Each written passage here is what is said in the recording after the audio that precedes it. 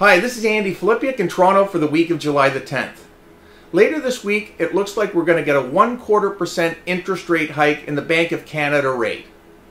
Now, over a month ago, this seemed like an impossibility as it was on nobody's radar screen that the Bank of Canada was considering raising rates.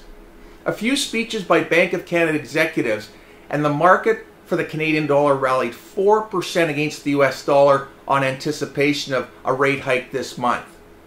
Now, what this 4% rise in the Canadian dollar is a de facto tightening, as it is now harder to pay back Canadian dollar debt.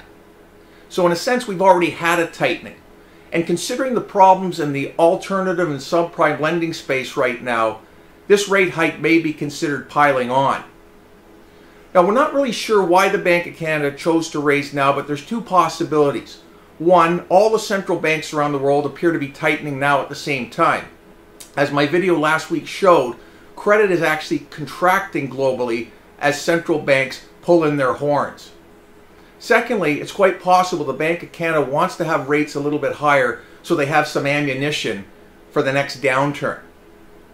Either way, all the central banks of the world are now raising rates despite the fact that the global economy is really not growing any faster than it was 4 or 5 years ago.